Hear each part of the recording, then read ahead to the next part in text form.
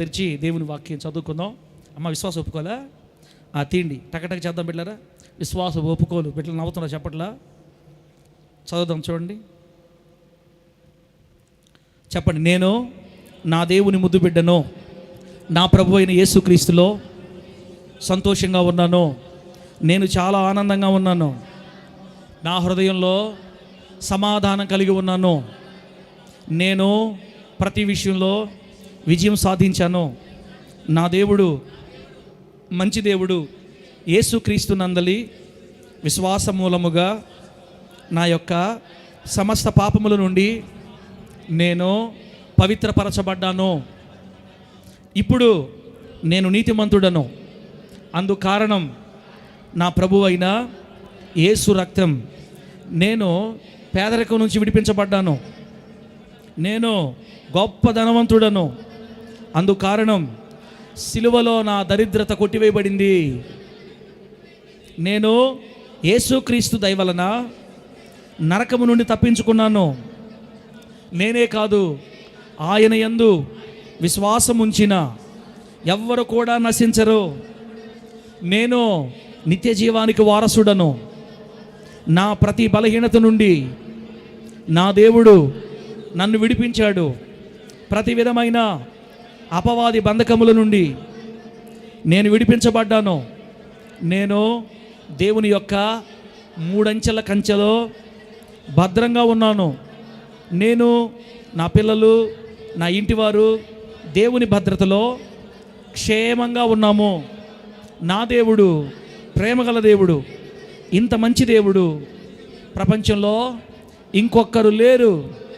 నా దేవునికే సమస్త మహిమ చెందునుగాక. ఆమేన్. మీకేమో కానీ యేసయ్య బలి సంతోషపడుతుంటాడు. ఏందిరా లేనిపోని అన్ని చెప్పాలి విశ్వాసంతో చెప్తున్నారు నా బిడ్డలని సంతోషపడుతుంటాడు. అలాగే చెప్దాం మనం. మీరు కూడా చదువుకోండి. రోజు 3 పూట్ల గొప్ప కార్యాలు మీరు చూస్తారు. ఇప్పుడు పరిశుద్ధ గ్రంథాలు తెరిచి దేవుని వాక్యం చదువుకుందాం. పరిశుద్ధ గ్రంథాలు తెరిచి దేవుని వాక్యం చదువుకుందాం. పోయిన వారం ఏ మాటలు మాట్లాడుకున్నాం జ్ఞాపకం ఉందా అమలారా? ఏందన్నా తమ్ముడా? ఆత్మ రెండో కారణం శరీరాన్ని అది కూడా పెట్టింది చూడండి అమ్మ. ఇది అంత ముందు వారంది. ఇది 2 ఇది 2 మొన్న చేయలేదా? అవును తల్లి, అవును. ఇది ఫస్ట్ది. దాని తర్వాతది ఆత్మబలం రెండో కారణం శరీరం నలగొట్టుకోవడం అని చెప్పాం. ఓకే మరి పర్లేదులే. ఈ పూట ఒక మంచి మాట చదువుకొని మనం ముందుకు వెళదాం. పరిశుద్ధ గ్రంథాలు తెరిచి దేవుని వాక్యం చదువుదాం. ఆదికాండం 17వ అధ్యాయం మొదటి 2 వాక్యాలు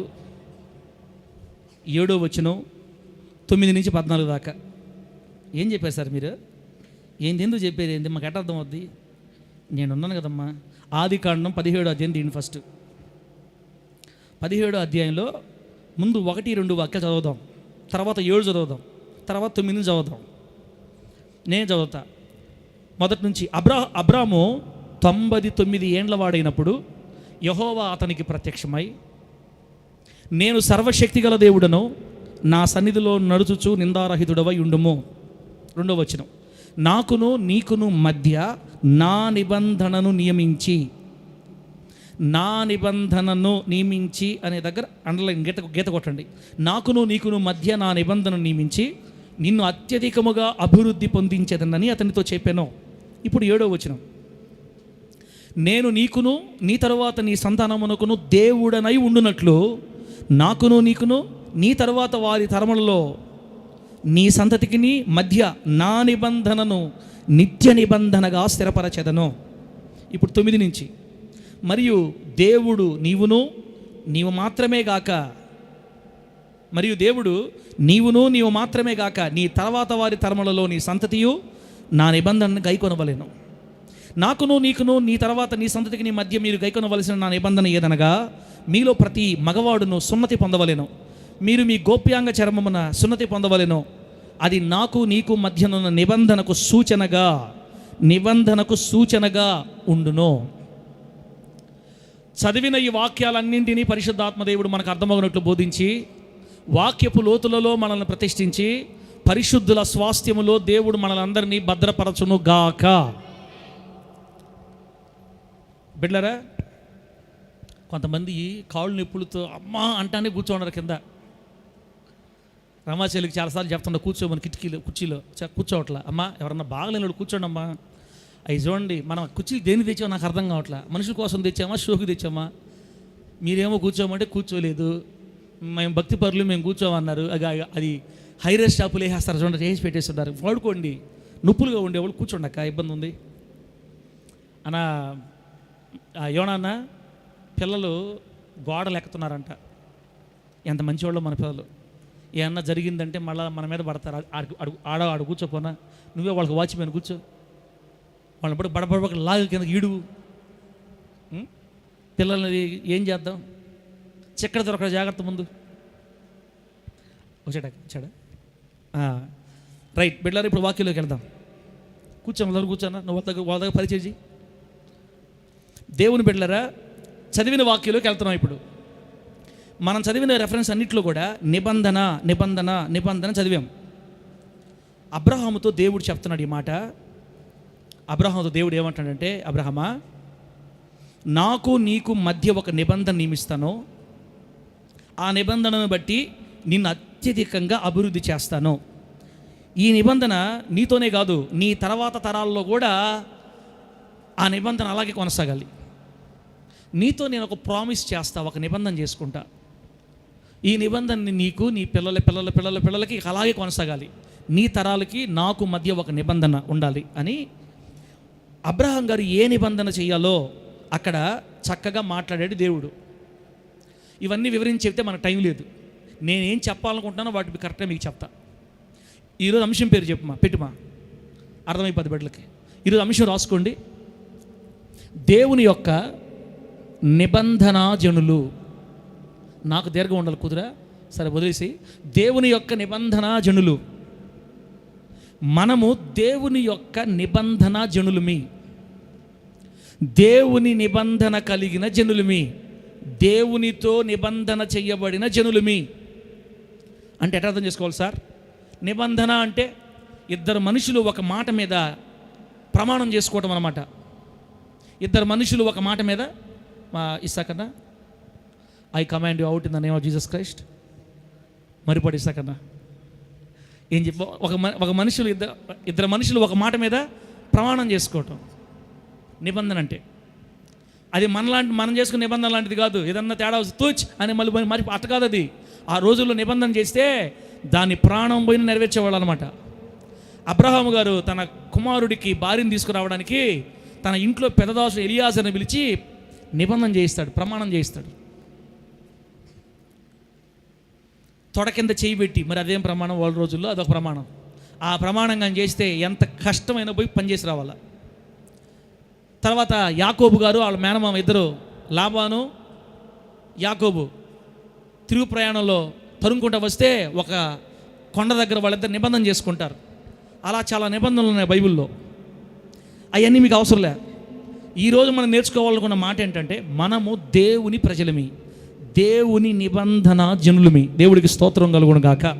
దేవుడు మనలని నిబంధన చేసుకున్నాడు, మనతో నిబంధన చేసుకున్నాడు. ఇంకా మీకు అర్థం చెప్పాలి అంటే, మనం ఆయన ఆస్తి అని అర్థం. చెప్పండి, మనం ఎవరు ఆస్తి? దేవుని బిడ్డలు, క్రీస్తు ఆస్తి. మనము మన దేవుని ఆస్తి.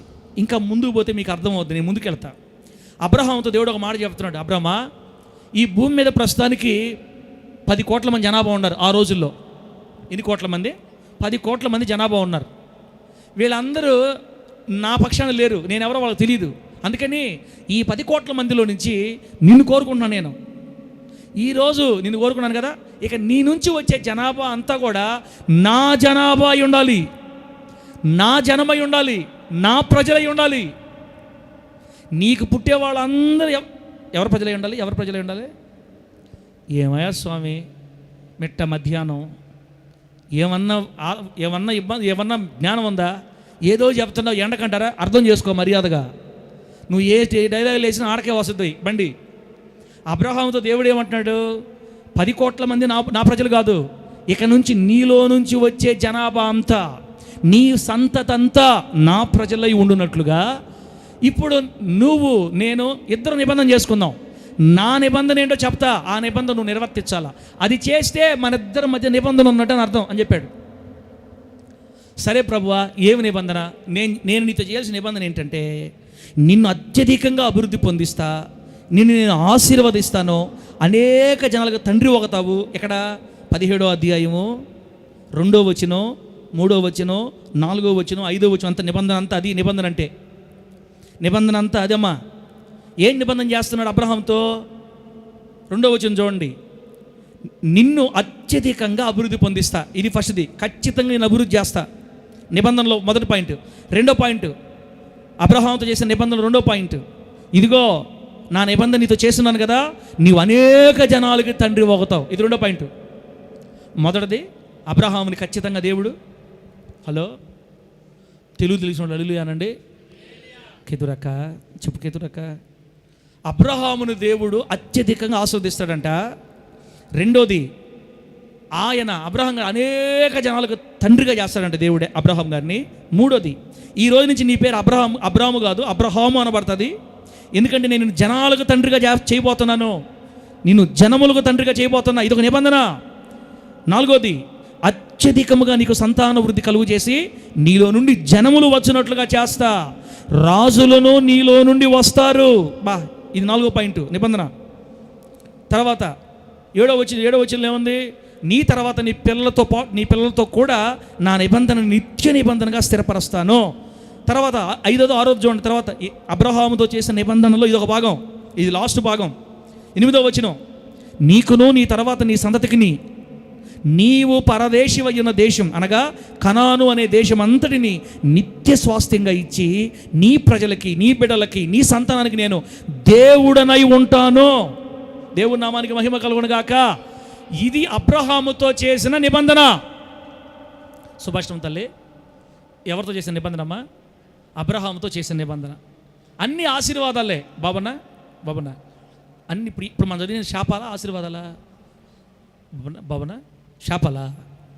నిన్ను అత్యధికంగా అభివృద్ధి చేస్తా, శాపం అదే, ఆశీర్వాదం. నీవు అనేక జనములకు తండ్రి అవుతావు, ఆశీర్వాదం.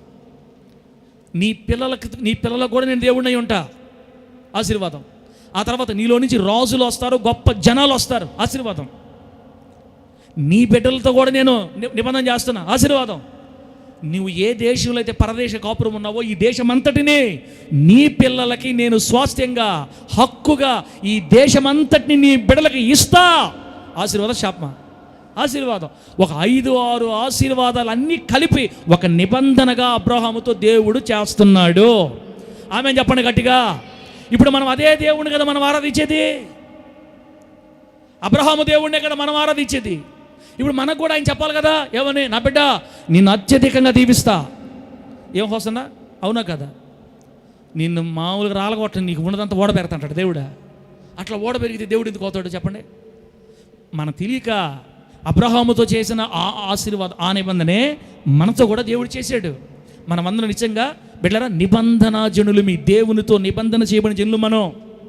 మొత్తానికి అబ్రహాము నిబంధన చూస్తున్నాం మనం. ఇప్పుడు అబ్రహాముకి ఈ 5-6 రకాల ఆశీర్వాదాలతో కూడిన నిబంధన చేసి ఈ నిబంధన ఆశీర్వాదము నీకు వర్తించున్నట్లుగా చూడండి, నేను నీతో ఈ నిబంధన చేశాను అని దేశ ప్రజలందరూ గుర్తించాలన్నా, నీ బిడ్డలు గుర్తించాలన్నా, రాబోయే రోజుల్లో ఉన్న నీ పిల్లలందరూ గుర్తుపట్టాలంటే ఈ నిబంధనకి ఒక సూచన పెట్టుకుందాం మనందరమే. ఈ నిబంధనకి ఒక సూచన పెట్టుకుందాం.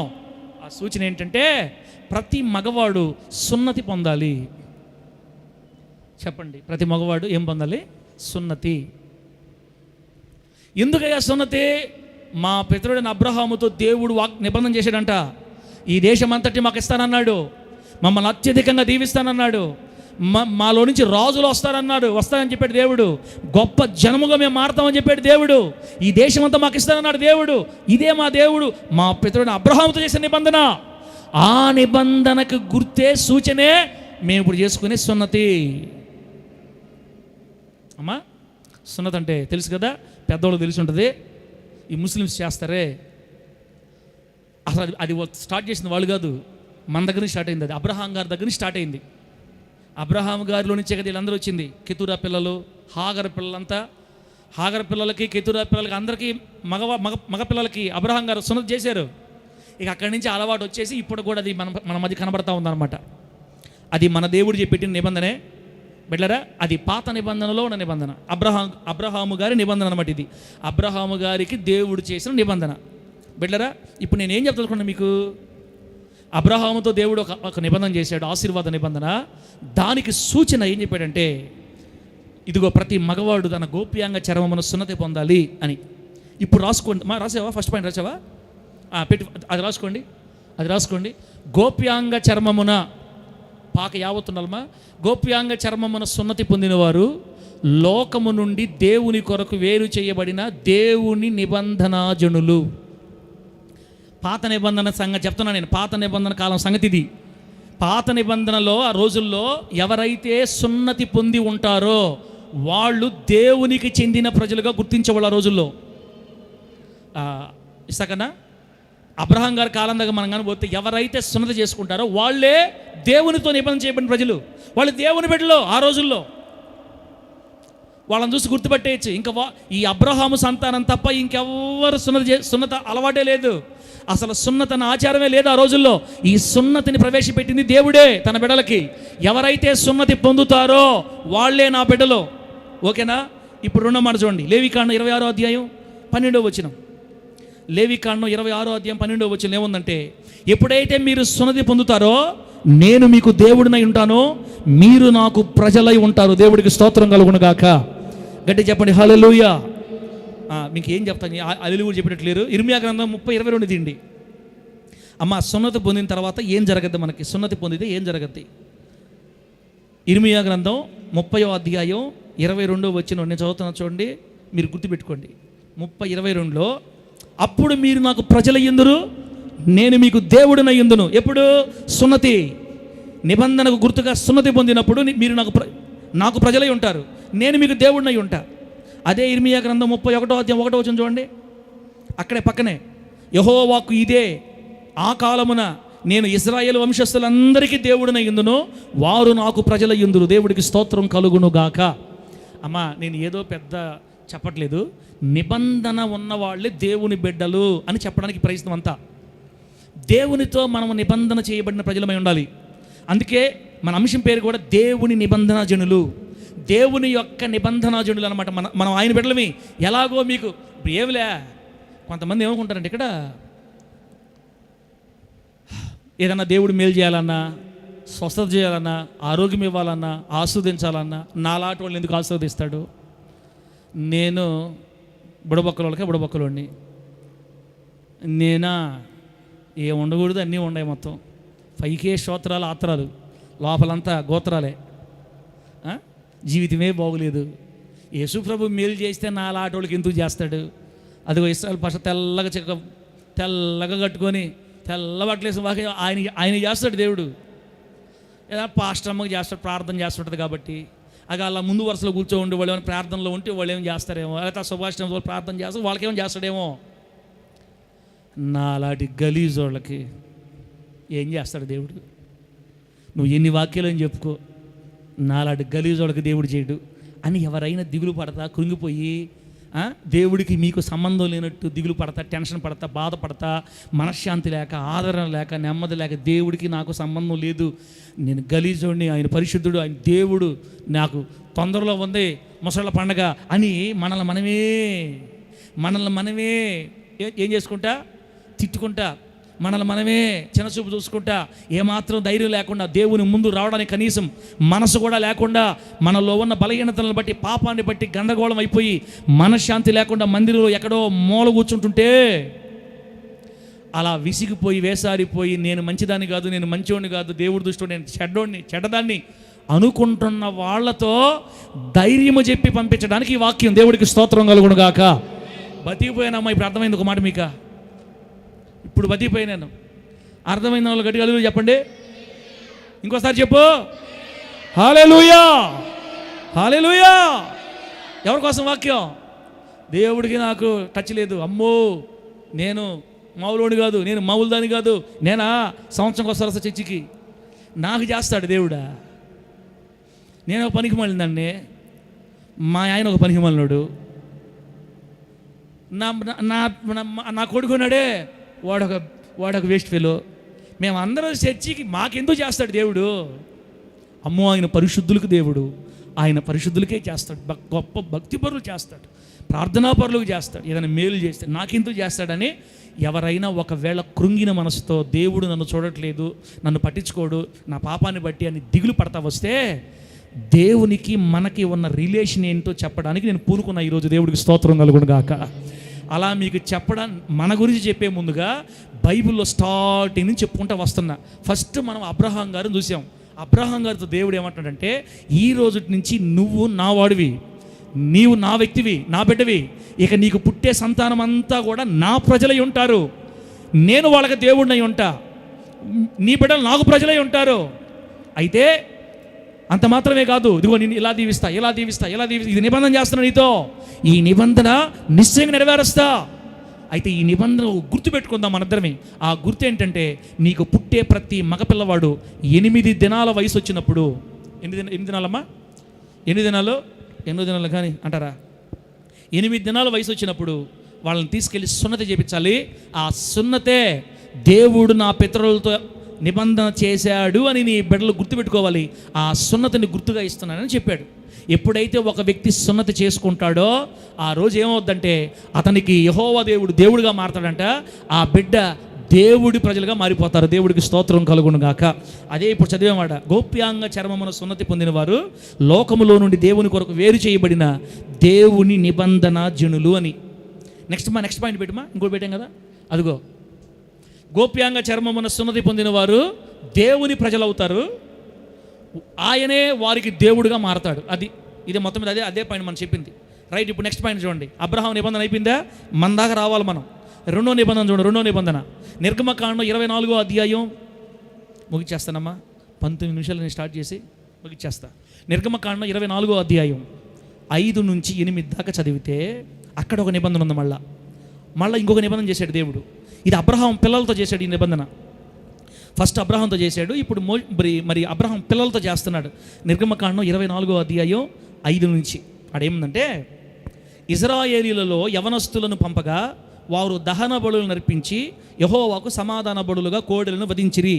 అప్పుడు మోషే వాటి రక్తములో సగము తీసుకొని పళ్ళెములలో పోసి ఆ రక్తములో సగము బలిపీఠం మీద ప్రోక్షించెను. తర్వాత 7వ వచనం, అతడు నిబంధన గ్రంథమును తీసుకొని ప్రజలకు వినిపింపగా వారు యెహోవా చెప్పినవన్నీ చేయుచు విధేయులమై యుందుము అనిరి. 8వ వచనం, అప్పుడు మోషే రక్తమును తీసుకొని ప్రజల మీద ప్రోక్షించి, ఇదిగో ఈ సంగతులన్నిటి విషయమై యెహోవా మీతో చేసిన నిబంధన రక్తము ఇదే అని చెప్పాను. అయిందా? మీరు వదిలేయండి, నేను మీకు అర్థం చెప్తాను కదా, దాన్ని వదిలి ఇంకో రెఫరెన్స్ చూడు. 34వ అధ్యాయం నిర్గమకాండం 34వ అధ్యాయం 27 నుంచి. జానపల్లన్న నా నోరు నీళ్ళతో తడపతావా చూడు.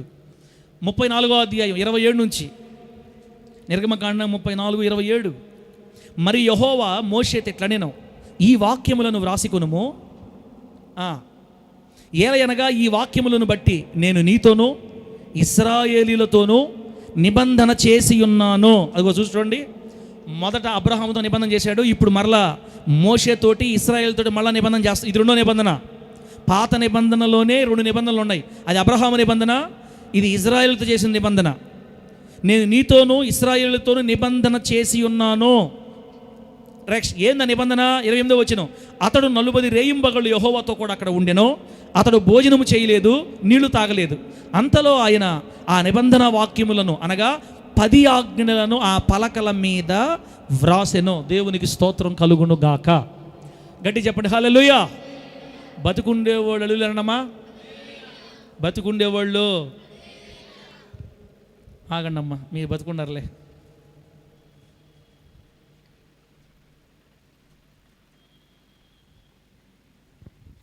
ఎండాకాలానికి మన సంఘంలో ఒక ఫ్రిడ్జ్ లాంటిది, ఫ్రిడ్జా దాని ఏమంటారు, కూల్గా వాటర్ పడతారు కదా పైన క్యాన్ పెట్టి, అది దేవుడు మనకు అనుగ్రహించును గాక. అప్పుడు మీరు కూడా తాగొచ్చు చల్లగా. అప్పుడు దా క్యాన్లు తెస్తారులే. ఇప్పుడు ఆడ క్యాన్లు రండి, పాయింట్లకు రండి. అబ్రహాం నిబంధన అయిపోయిందా? అదిగో దొంగ చూసి ఎట్లా రాస్తున్నాడు చూసావా? డైరెక్టర్ గారు చెప్పిందా కాగలేవా? ఆ, కరెక్ట్గా టీవీ దగ్గర అందరూ కూర్చో రాసుకుంటారు, 2 పాయింట్ రాశాడు అంతే, చెప్పిందాక ఆగడు. సరే రాసుకో, కానీ నేను ఎందుకు అన్నా అమ్మ ఇప్పుడు 2వ నిబంధన ఏందో చెప్పు, కానీ మేము వినాలి, మాకు తప్పదు కదా. 2వ నిబంధన పెట్టారా, మోషేతో సీనాయి పర్వతం మీద దేవుడు మాట్లాడుతున్నాడు. ఈ నిబంధన అబ్రహాముతో నిబంధన చేశాడు, దీవిస్తాను, ఆశీర్వదిస్తాను, దేశాన్ని ఇస్తానని. ఇప్పుడు ఆ దేశాన్ని ఇవ్వడానికే తన పిల్లల్ని 40 లక్షల మంది అబ్రహాం పిల్లల్ని తీసుకెళ్తున్నాడు. సీనాయి పర్వతం దగ్గర ఉన్నారు. ఇప్పుడు వాళ్ళతో మరి ఒక నిబంధన చేస్తున్నాడు. బాబు ఇశ్రాయేలులారా, మీరు నేను ఇచ్చే దేశానికి వెళ్తారు. ఆ దేశంలో మీరు ఎలా బ్రతకాలో మీకేం తెలియదు. మీకంటే ముందుగా అక్కడ ఒక పనికిమాలిన గుంపు ఒకటి ఉంది, ఆ శాస్త్రాలు చేసే గుంపు ఒకటి ఉంది. మీరు అక్కడికి వెళ్ళి వాళ్ళ ఆలోచనలు, వాళ్ళ విధి విధానాలు నేర్చుకొని వాళ్ళలో కలిసిపోతారు. కాబట్టి మీరు ఎలా బ్రతకాలో నేనే మీకు చెప్తా. దేవుడికి స్తోత్రం కలుగును గాక. దాని అంతటిని నేను ఒక బుక్ లాగా తయారు చేస్తా. అది నేను మీతో చేసే నిబంధన. అదే నేను మీతో చేసే నిబంధన. ఆ నిబంధన వాక్యాలు నేను మీకు రెడీ చేసి ఇస్తాను. మీరు పోయే దేశమందు వీటిని అనుసరించి నడవాలి అని చెప్తాడు దేవుడు. చెప్పిన దేవుడు ఏం చేశాడంటే 34వ అధ్యాయం 28వ వచనం లాస్ట్లో ఆ నిబంధన వాక్యాలని, అనగా 10 ఆజ్ఞల్ని పలకల మీద వ్రాసి దేవుడు మోషేకి ఇచ్చాడంట. దేవుడికి స్తోత్రం కలుగును గాక. ఇది ఇశ్రాయేలుతో చేసిన నిబంధన. కేవలం ఇశ్రాయేలీలే, అనగా అబ్రహాం గారి పిల్లలతో చేశాడు ఈ నిబంధన. బిడ్డరా, 10 ఆజ్ఞలు మనకు తెలుసా తెలీదా? 10 ఆజ్ఞలు అంటే ఏంది? మొదట ఆజ్ఞ చెప్పండి. 10 ఆజ్ఞల్లో మొదట చెప్పండి. అవి తెలిస్తే ఎట్టు ఎందుకుంటూ వస్తారంటారా?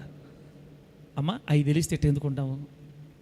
నేను తప్ప వేరొక దేవుడు నీకు లేడా? ఉండకూడదా? ఉండకూడదు. భలే చెప్తాను. నెక్స్ట్ 2 చెప్తాను. నెక్స్ట్ చెప్పు. భలే చెప్పారు. ఇప్పుడు 2 చెప్పు. పైన ఆకాశం అందు కానీ, క్రింద భూమి ఎందు కానీ, భూమి క్రింద ఉండే నీళ్ళ ఎందు కానీ ఉండే ఏ రూపాన్ని మీరు చేసుకోకూడదు, దానికి సాగిలు పడకూడదు, నమస్కరించకూడదు. ఏలయనగా నీ దేవుడైన యెహోవా రోషము గల దేవుడు. తర్వాత 3వది ఎంతలే, దానికంటే ముందు ఒకటి ఉంది. నీ దేవుడైన యెహోవా ఒక విశ్రాంతి దినం. ఆ విశ్రాంతి దినాన్ని పరిశుద్ధంగా ఆచరించాలి. ఫస్ట్ విగ్రహారాధనమ్మా, విగ్రహం చేయకూడదు. ఫస్ట్ స్టార్టింగే నేను తప్ప వేరే దేవుడు నీకు ఉండకూడదని చెప్తాడు దేవుడు. నేను తప్ప వేరొక దేవుడు నీకు ఉండకూడదని చెప్తుంటే మన బిడ్డలు తిరణాలకు పోతే మామూలు కొట్టడు దేవుడు, మామూలు కోటింగ్ కాదు. అట కాదు. మేము ఎందుకు పోయామంటే బొమ్మ కొనిద్దాం. సైతాన్ కబ్బేట, నువ్వు ఎందుకు వెళ్తున్నావు తెలుసా? తలే అమ్మా, మీరు ఎందుకు వెళ్తున్నారు తెలుసా తిరణాలకి? మిమ్మల్ని దేవుడు ఇంకా తాకల అంతే. దేవుడు మన కళ్ళు కానీ తాకి మన తలం తాకితే ఇక యేసు తప్ప ఏరే నామస్మరణ మన గుండెలోకి రాదు అసలు. ఒక బొమ్మను మన కళ్ళతో చూసామంటే వాంతి వచ్చేస్తుంది. అక్కడ అసలు బుద్ధి పుట్టదు అక్కడ. నేను కూడా 2011 సంవత్సరంలో ఆర్కెస్ట్రాలో వెళ్ళాను అనమాట. సినిమా పాటలు వాయించలేను. నేనప్పుడు సినిమా పాటలు వాయించాలంటే అన్ని మంచిలో వాయించాలా? పెళ్ళిళ్ళు సరే వాయించవచ్చు అనుకో, పండగలు వస్తాయి. బండ్రాళ్ళయ్య గుండ్రాళ్ళయ్య అని ఒకటి వస్తుంది. ఎదురుగా పెట్టుంటారు బొమ్మ, ఇక్కడ కూర్చోవాలి కీబోర్డు. ఆ బొమ్మ ఎట్టుంటుంది, నేను ఈరోజు నీకు డబ్బులు ఇచ్చేది అని. సరే ఎత్తడం సినిమా పాట ఎత్తితే మనకు పెద్ద ఫీల్ ఉండదు. వాళ్ళు ఫస్ట్ ఎత్తడమే ఆ బొమ్మను కీర్తిస్తా పాడతారు పాట. దానికంటే ముందు ఒక ప్రార్థన ఉంటుంది, అది వాళ్ళ శ్లోకాలు. అబ్బా, మీరు ఏమనుకోండి బిడ్డలారా, ఆ శ్లోకం పాడతారు.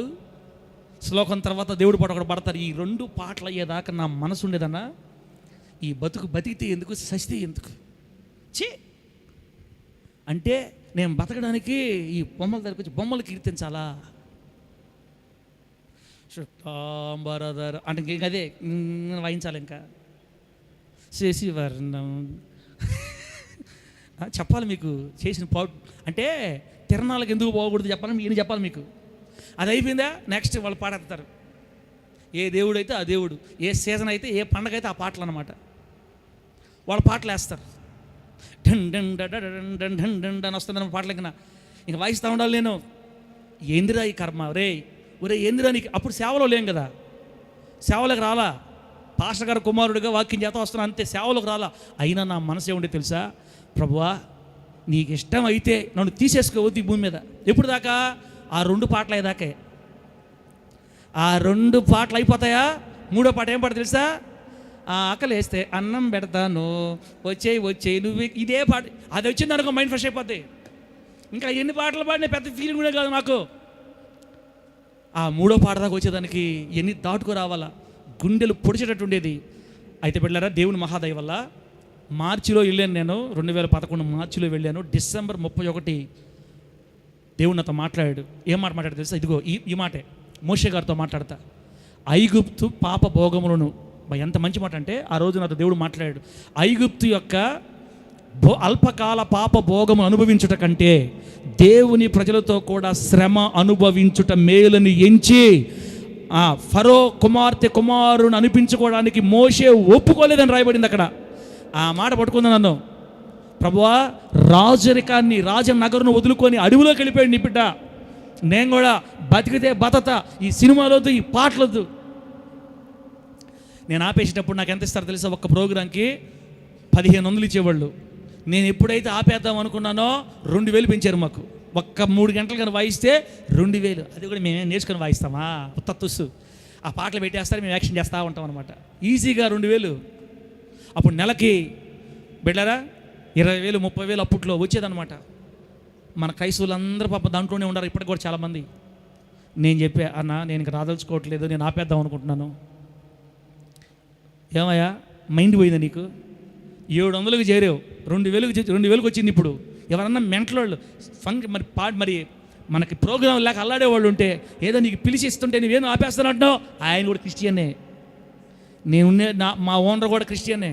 నీకు దండాలన్నా, నన్ను దేవుడు వద్దంటున్నాడు, ఇంకా నా వల్ల కాదు. సరేగా, నేను పాస్టర్ కొడుకు కదా, అట్టే ఉంటుందిలే తొందర. పోయిన తర్వాత నెలక 2 నెలలకి మళ్ళీ నీకు మైండ్ మారద్ది. మళ్ళీ నువ్వు రావాలనుకుంటే నా దగ్గరికే రావాలని చెప్పాడు. అట్లాగేనా, రావాలనుకుంటే నీ దగ్గరికే వస్తానని 2012లో సెలవు పెట్టాము. 2011 లాస్ట్లో, ఇది 2026 వెనక్కి తిరగనీయకుండా దేవుడు చేయబడుకు లాక్కు వెళ్తా ఉన్నాడు. దేవుడు స్తోత్రం కలుగును గాక. గట్టిగా చెప్పండి హల్లెలూయా. అసలు ఆడ బొమ్మ నిలబెట్టినా కూడా నేను బొమ్మ చూసేవాడిని కాదు, ఇటుండేవాడిని. ఆ బొమ్మ ఇటు తిరిగి కూర్చునేవాడు. నాకు సెగలు కక్కేదనమాట. మన మొదటి నుంచి మనకు అది లేదు కదా అసలు. అమ్మా, దేవుడు మనల్ని తాకితే అసహ్యం వచ్చేస్తుంది వాటిని చూస్తే. మరి తిరణాలకి ఎట్ట పోతున్నారో అర్థం కావట్లా. తిరణాలకు పోతున్నారంటే, బొమ్మలు కొనుక్కొచ్చుకుంటున్నారంటే, ఆ రోడ్ల మీద తిరుగుతున్నారంటే, ఆ తిరణాలకు పోకూడదని మన తిరణాలు పెట్టారు మనకి. దేవుడు స్తోత్రం కలుగును గాక. మీకు తిరణాలకే పోకూడదు, మన తిరణాలకు పోండి. మీకు అర్థమైంది అనుకుంటా కదా. ఈ తిరణాలు తిరిగే అలవాటు ఉండేవాళ్ళు ఓయబ్బా చాలా తిరణాలు పెడుతున్నారు, మొత్తం ఊరంతా ఉండదు, తిరిగిపోయి అలా వెళ్ళకూడదు. అందుకే ప్రభు చెప్పాడు, మొదట ఆజ్ఞ నేను తప్ప వేరొక దేవుడు నీకు ఉండకూడదు అని చెప్పాడు దేవుడు. అది నెరవేర్చాలంటే దేవుడు మనం తాకాలి బిడ్డ. ఇలా చెప్పుకుంటా పోతే అమ్మా 10 ఆజ్ఞలు ఉన్నాయి. ఈ 10 ఆజ్ఞల్ని పలకల మీద రాసి ఇశ్రాయేలు ప్రజలతో దేవుడు చెప్పాడు, ఇదిగో మీకు నేను ఇచ్చే నిబంధన, ఇక మీదట ఈ నిబంధన వాక్యాలు మీరు నిర్వర్తించాలి. మీరు ఏ దేశంలో కాపురం ఉంటారో ఆ దేశంలో ఇవన్నీ మీరు నెరవేర్చాలి అని ఆ నిబంధనలు వాళ్ళకి ఇచ్చి, చూడండి ఇక్కడ ఒక మాట రాయబడింది. మనం ఫస్ట్ చదివాం కదా, నిర్గమకాండం 24వ అధ్యాయంలో మనం చదివి 5 నుంచి 8 దాకా చదివాం కదా. అక్కడ ఏం రాయబడిందంటే, ఎప్పుడైతే ఈ నిబంధన చేశాడో దేవుడు ఇచ్చాడు వాళ్ళకి, ఆ నిబంధనని ప్రతిష్ఠించడానికి రక్తాన్ని చిందించాడు దేవుడు. అక్కడ చూస్తారు ఒకసారి, నిర్గమకాండం 24వ అధ్యాయం ఒకసారి చూడండి. ఒక నిబంధన ప్రతిష్ఠించబడాలంటే రక్తం కావాలంట. 5వ వచనం నుంచి, నిర్గమకాండం 24:5 నుంచి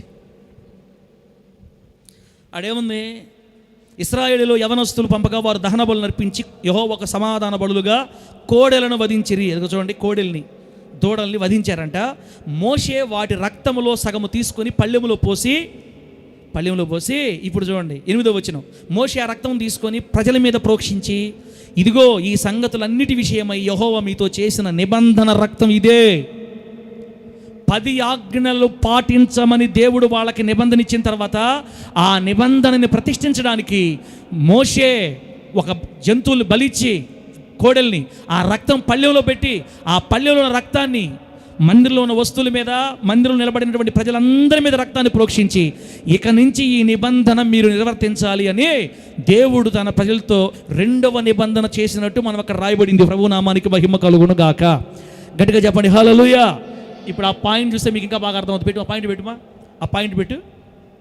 అదిగో చూసుకోండి, ఇక్కడ అర్థమవుతుంది మీకు. ఇప్పుడు అబ్రహాము గారి కాలంలో ఎవరైతే సున్నతి చేసుకుంటారో వాళ్ళే దేవుని ప్రజలు, మిగతా వాళ్ళ తనిలు. ఇప్పుడు ఇశ్రాయేల్ కాలంలో చూడండి, దేవుని ధర్మశాస్త్రాన్ని ఆచరించుటకు పూనుకొని, అంటే 10 ఆజ్ఞలు, దేవుని ఆజ్ఞల్ని ధర్మశాస్త్రాన్ని ఆచరించుటకు పూనుకొని దానిని ప్రతిష్ఠించుటకు దేవుడు సిద్ధపరచిన కోడెల యొక్క నిబంధన రక్తముతో తడపబడిన వారే దేవుని నిబంధన ప్రజలు. దేవునికి స్తోత్రం కలుగును గాక. అబ్రహాము కాలంలో ఏమో సున్నతి పొందిన వాళ్ళే దేవుని ప్రజలు. ఇజ్రాయేలీల కాలంలో ఏమో ఎవరైతే దేవుని ఆజ్ఞలను అనుసరించి నడుచుకుంటానని తీర్మానం చేసుకొని దేవుని నిబంధన రక్తం అనగా కోడెల రక్తం, ఆ రక్తంతో ప్రోక్షించబడి తడబడితే వాళ్ళు మాత్రమే దేవుని నిబంధన ప్రజలు. ఇక వాళ్ళు దేవుని ప్రజలు. వాళ్ళకి దేవుడు తోడై ఉంటాడు, వాళ్ళని ఆశీర్వదిస్తాడు, వాళ్ళని నడిపిస్తాడు, వాళ్ళని దీవిస్తాడు, దేవుడు వాళ్ళ యుద్ధాలు చేస్తాడు. బిడ్డలారా, మంచిది. ఇక్కడ దాకా బాగుంది కదా, ఇక్కడ దాకా బాగుంది. ఇంకెప్పుడు అవుతా పాస్టర్ గారు? అమ్మ అయిపోయిందమ్మా, 30 నిమిషాలు అయింది, ఇంకో 10 నిమిషాలు ఆపేస్తా. ఇప్పుడు చూడండి, 2 నిబంధనలు అయిపోయినాయి. మొదటి నిబంధన తీసేయండి, ఇంకా ఇప్పుడు 2వ నిబంధనకు వచ్చాం. ఇది పాత నిబంధన అంటారు దీన్ని. 10 ఆజ్ఞల్లో నుంచి 616 ఆజ్ఞలు పుట్టాయి. మళ్ళా ఈ 616 ఆజ్ఞలే పాత మరి 5 కాండాలు. ఈ 5 కాండాలని ఇప్పటికి కూడా ఇశ్రాయేలు అనుసరిస్తుంటారు నిబంధనగా, దేవుని నిబంధనగా. అయితే ఈ దేవుడు నియమించిన ఈ నిబంధన సంగతి ఏమైంది తర్వాత? ద్వితీయోపదేశకాండం చూడండి, ద్వితీయోపదేశకాండం 4వ అధ్యాయం 13, 14 వచ్చిన చూడండి ఒకసారి బిడ్డలారా. అంటే ఏం ఇప్పుడు మన దాకా రావాలి, మనం కొత్త నిబంధన రావాలి. మనం ఇప్పుడు పాత నిబంధనలోనే ఉన్నాం. ద్వితీయోపదేశకాండం 4వ అధ్యాయం 13, 14 వచ్చి చదివితే, మరియు మీరు చేయవలెనని ఆయన విధించిన నిబంధనను అనగా 10 ఆజ్ఞలను మీకు తెలియజేసి 2 రాతి పలకల మీద వాటిని వ్రాసెను. ఎందుకు రాశాడు దేవుడు వాటిని? అంటే మీరు చెయ్యాలని, మీరు అనుసరించాలని, మీరు జాగ్రత్త పడాలని చేశాడంట. కానీ నిజానికి ఇశ్రాయేలు వాటిని అనుసరించారా? ఆ నిబంధనని గైకొన్నారా? దేవుడి మాట విన్నారా? చూడండి, ఇర్మియా గ్రంథం 22వ అధ్యాయం చూడండి ఒకసారి. ఇర్మియా గ్రంథం 22వ అధ్యాయం చూడండి. దేవుడు చేసిన ఆ పాత నిబంధనలో ప్రజలు నిలబడ్డారా? ఇర్మియా గ్రంథం 22వ అధ్యాయం. నోటుతో చెబితే బాగుంటుంది, మీకు రిఫరెన్స్ చూపిస్తే బాగుంటుందని చెప్తున్నాను. అంతా 22వ అధ్యాయం 8వ వచనం చూడండి. అనేక జనులు ఈ పట్టణపు మార్గమున పోవచ్చు, యెహోవా ఎందు నిమిత్తము ఈ గొప్ప పట్టణం ఇలాగ చేసెను అని ఒకనినొకడు అడుగగా 9వ వచనం, అచ్చటి వారు వీరు తమ దేవుడైన యెహోవా నిబంధనను, చూడండి అన్నమాట, తమ దేవుడైన యెహోవా నిబంధనను నిరాకరించి, అంటే 10 ఆజ్ఞలు పాటించకుండా అన్య దేవతలను పూజించి వాటికి నమస్కారము చేసినందున ఆయన ఈలాగున చేసి ఉన్నాడని చెప్పుదురు. అంటే ఇజ్రాయేలు దేశంలో స్థిరపడిన దేవుని ప్రజలు, సున్నతి పొందిన వాళ్ళు, దేవుని నిబంధనలు అనుసరిస్తామని మాట ఇచ్చిన వాళ్ళంట, చివరికి దేవుని మాటలు అనుసరించకుండా వాళ్ళ ఇష్టానుసారంగా పడిపోయారంటమ్మా. అందుకని దేవుడు వాళ్ళ పట్టణాన్ని నాశనం చేశాడని చెప్తున్నాడు అక్కడ. ఇప్పుడు లాస్ట్ మాట హెబ్రీ పత్రిక 8:9 చూడండి, చక్కగా మాట రాయబడింది అక్కడ. హెబ్రీ పత్రిక 8:9 అక్కడ ఏం రాయబడింది అంటే, పొరపాటును కూడా అనుసరించి చెప్తాను చూడండి, మంచి మాట. హెబ్రీ పత్రిక 8వ అధ్యాయం 9వ వచనం, అది నేను ఐగుప్తు దేశంలో నుండి వీరి పితరులను వెలుపలికి రప్పించుటకై వారిని చెయ్యి పట్టుకుని దినమున వారితో నేను చేసిన నిబంధన వంటిది కాదు. ఏమనగా వారు నా నిబంధనలో నిలువలేదు కనుక నేను వారిని అలక్ష్యము చేసి తిని. అయిపోయింది అక్కడికి. ఐగుప్తు దేశములో నుండి ఇజ్రాయేలును బయటికి తీసుకొచ్చిన రోజు సీనాయి పర్వతం మీద నేను చేసిన నిబంధన ఉందే 10 ఆజ్ఞలో. ఈ 10 ఆజ్ఞల్లో అంట ఇజ్రాయేలీలు నిలవలేదని రాయబడింది అక్కడ. ఇజ్రాయేలీలు 10 ఆజ్ఞల నిబంధనలో నిలువలేదు, నా నిబంధనలో వారు నిలువలేదు కనుక నేను వారిని వదిలిపెట్టేశానని చెప్తున్నాడు. అంటే బిడ్డలారా, పాత నిబంధన కాడి నుంచి కొత్త నిబంధన దాకా వస్తే మీకు మొత్తం క్లియర్గా అర్థమవుతుందని చెప్తున్నా నా బాధ. లేకపోతే మీకు ధైర్యం చెప్పి పంపించేదను, మీకు చరిత్ర చెప్తే అర్థమవుతుంది. మొదట అబ్రహాముతో ఒక నిబంధన చేశాడు. సున్నతి పొందిన వాళ్ళే దేవుని బిడ్డలు. అందరూ సున్నతి పొందుతా వస్తూ ఉన్నారు. మోషకాలం వచ్చిన తర్వాత సున్నత మాత్రమే కాదు, ఇక మీదట నేనిచ్చే 10 ఆజ్ఞల ప్రకారం మీరు నడవాలి. ఇదిగో నేను మీకు 10 ఆజ్ఞలు ఇచ్చాను అన్నదానికి గుర్తుగా జంతువుల రక్తాన్ని మీ మీద ప్రోక్షిస్తున్నా. ఆ జంతువుల రక్తంలో మీరు కడగబడాలి, అప్పుడు మీరు ఈ నిబంధన కిందకు వస్తారు. అనుసరించండి అని చెప్తే కొద్ది కాలానికి వాళ్ళు అనుసరించే తర్వాత సంగతి నిరాకరించారంట. దేవుని మార్గం నిలబడలేక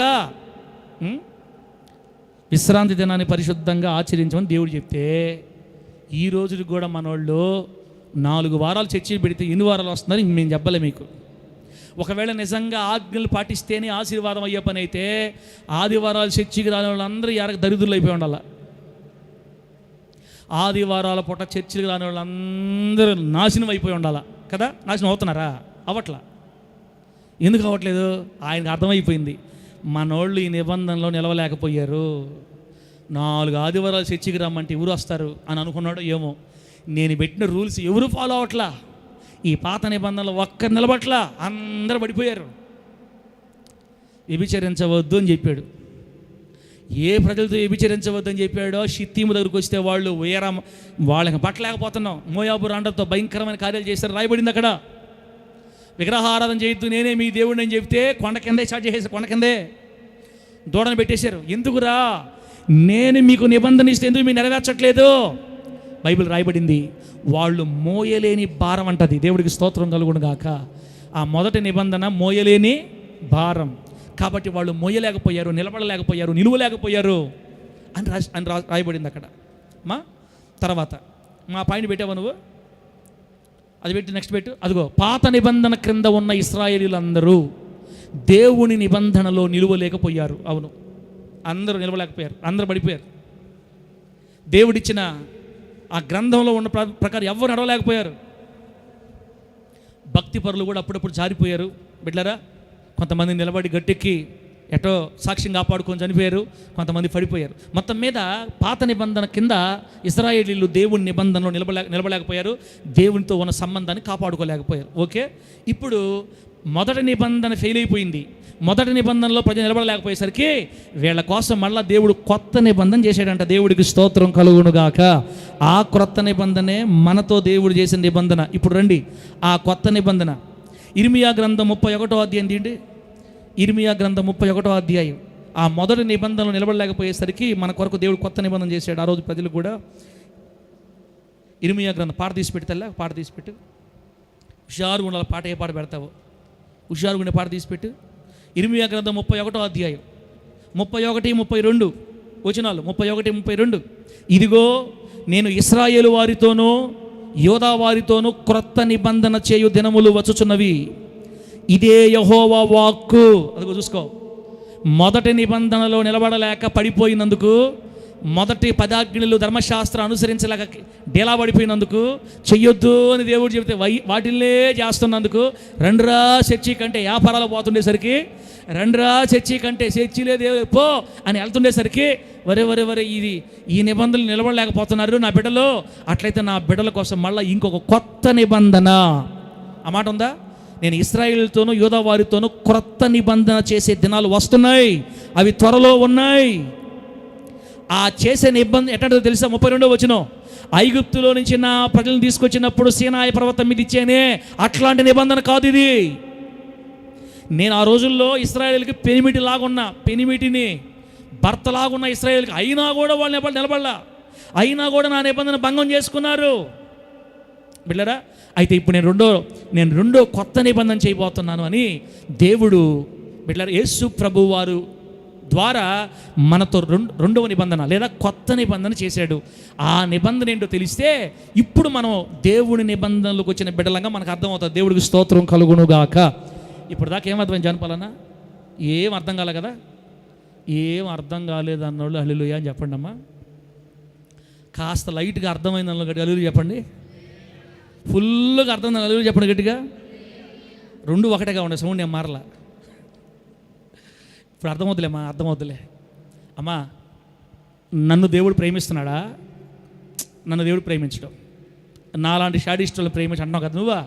అలా కాదు. నువ్వు దేవుని బిడ్డవి, దేవునితో నిబంధన చేయబడిన బిడ్డవు నువ్వు. నీకు ఆయనకి ఏ సంబంధం ఉందో నీకు అర్థమవుద్ది. ఇప్పుడు ఆ కొత్త నిబంధన దేవుడు చేయాలనుకున్నాడు. ఆ క్రొత్త నిబంధన ఏంటో ఇప్పుడు చెప్తా మీకు నేను. ఆ క్రొత్త నిబంధన ఏంటి? ఆ పెట్టుమా, దాన్ని పెట్టుమా, 6వ పెట్టు, 6వ పాయింట్ పెట్టు. మొదటి నిబంధనలో నిలువలేకపోయినా తన ప్రజల కోసం దేవుడు రెండవ కొత్త నిబంధన చేశాడు.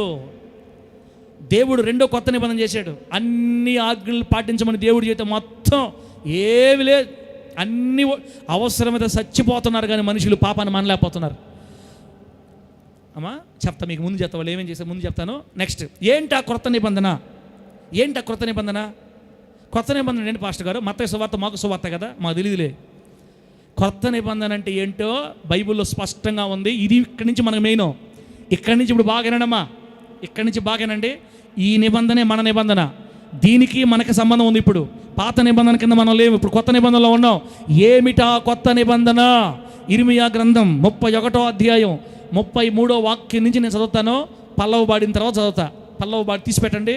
ఇర్మియా గ్రంథం 31వ అధ్యాయం 33 నుంచి కొత్త నిబంధన. ఇది మనతో దేవుడు చేసిన నిబంధన, అది మన నిబంధన. ప్రభు నామానికి మహిమ కలుగును గాక. పెట్టు, ఏదో పెడతాడు, పెట్టు.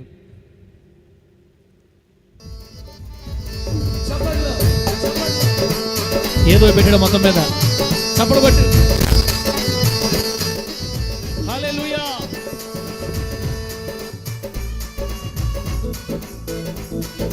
ఆమేన్. గట్టిగా. కొన్ని కళ్ళు అయితే ఆపవా? జాలి లేనోడా. యేసయ్యా నా దరిద్రం కలిసి వస్తుంది, అదృష్టం నీ దయ వలన పారిపోయిందో. యేసయ్యా నా దరిద్రం అది కలిసి వస్తుంది, అదృష్టం నీ దయ వలన. రే ఎక్కడు ఒకడు నేతిలో పడుచున్నది, నేననుకున్నది నెరవేరుతున్నది. నా అడుగెల్ల నేతిలో పడుచున్నది, నేననుకున్నది నెరవేరుతున్నది. ఆడి పాడాలని ఉంది యేసయ్యా, గంతులెయ్యాలని ఉంది నీ సన్నిధిలో. ఆడి పాడాలని ఉంది యేసయ్యా, గంతులెయ్యాలని ఉంది నీ సన్నిధిలో. పారిపోయిందో ఈరోజు నీకు వాక్యం అర్థమైతే నీ దరిద్రం, నీ భయం పారిపోతు పెట్ట యేసునామములో. పారిపోయిందో మనము దేవుని నిబంధన జనులమే. ఆయనకి మనకి ఒక రిలేషన్ ఉంది, ఒక సంబంధం ఉంది. కొట్టు జనఫలన్న నేను పోయి. ఆమేన్.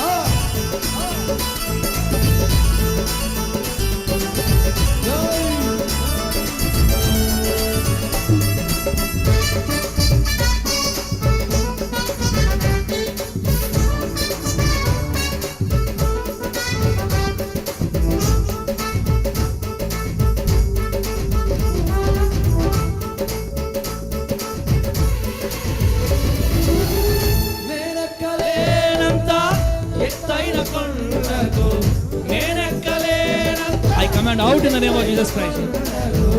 ఎక్కించుచున్నావు యేసయ్యా, ఎక్కించుచున్నావు. కళ్ళు మూసుండేవాడలారా, I command out in the name of Jesus Christ. ఎక్కించుచున్నావు.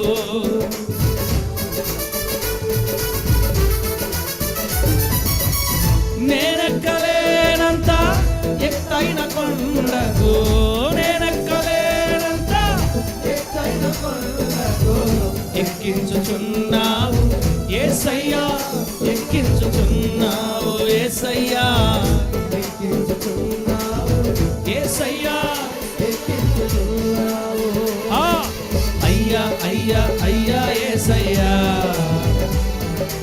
అయ్యా అయ్యా అయ్యా యేసయ్యా. ఈ రోజు ఎండలో దేవుని కోసం కష్టపడే మీరు యేసు మందిరంలో కూర్చుంటారు యేసు నామములో. అది జరగదాని నీ కళ్ళతో చూస్తావు యేసు నామములో. కొట్టు గట్టిగా ఆమేన్. అయ్యా అయ్యా అయ్యా యేసయ్యా, అయ్యా అయ్యా అయ్యా యేసయ్యా, అయ్యా అయ్యా అయ్యా యేసయ్యా, అయ్యా అయ్యా అయ్యా యేసయ్యా. పారిపోయిందో యేసయ్యా నా దరిద్రం కలిసి వస్తుంది, అదృష్టం నీ దయ వలన. పారిపోయాయో యేసయ్యా మా రోగాలు, రోగాలు కలిసి వస్తుంది, అదృష్టం నీ దయ వలన. హల్లెలూయా, హల్లెలూయా. భలే పాట పెట్టే ఎఫ్రా, దేవుడిని దీవించను కాక. పారిపోయింది నిజంగా బిడ్డల్లో నుంచి. ఇందాకైతే ఎట్టనేరు తెలుసా, ఇట్టున్నారు. ఈ సెగలకు కూడా ఎట్టొస్తుంది నాకు అర్థం కావట్లా. ఏసీ మందిరంలో ఇంకా బాగా నిద్రపోదురులే, ఏం ప్రశాంతంగా ఇబ్బంది లేదు మీకు. అమ్మా మళ్ళీ వచ్చే వారం దాకా ఈ వాక్యం ఆపాలంటే నా వల్ల 10 నిమిషాలు పెట్టి అయిపోద్ది. ఎంత ఏమైంది? 40 నిమిషాలు అయింది, ఆపేస్తా. అమ్మా ఇప్పుడు నేను 3వ నిబంధన, మన కొత్త నిబంధనకు వచ్చాం. ఇది మన నిబంధన. అమ్మా కొత్త నిబంధన అంటాక మత్తయి సువార్త, మార్కు, లోక అది కాదు. కొత్త నిబంధన ఇప్పుడు చూడండి. ఇదే మంది ఈ రోజు నుంచి మీ మైండ్లో ఫీడ్ అయిపోవాలా. రాసావమ్మా? ఏమన్నా రాసావా? ఒక్క నిమిషం, నేను పెట్టిందో చెబుతూ. ఏమిటి ఆ కొత్త నిబంధన? ఇర్మీయా గ్రంథం 31వ అధ్యాయం 33 నుంచి కదా, 33 నుంచి. ఇదిగో ఈ దినములైన తరువాత, అంటే మలాకి గ్రంథం అయిపోయిన తర్వాత మత్తయి సువార్త వస్తుంది, యేసు ప్రభువు కాలం వస్తుంది. ఆ దినములు వచ్చిన తర్వాత నేను ఇశ్రాయేలు వారితోనూ యూదా వారితోనూ చేయబో నిబంధన ఇదే. ఫస్ట్ పాయింట్, వారి మనస్సులలో నా ధర్మ విధి ఉంచెదను. రెండో పాయింట్, మొదటి పాయింట్ అది, వారి హృదయముల మీద దానిని వ్రాసేదను. ఇది మొదటిది. రెండో పాయింట్, నేను వారికి దేవుడను, వారు నాకు జనులు. మూడో పాయింట్, ఇది నిబంధన, కొత్త నిబంధన, ఇది కొత్త నిబంధన. మూడోది, నేను నా ప్రజల దోషములను క్షమించెదను.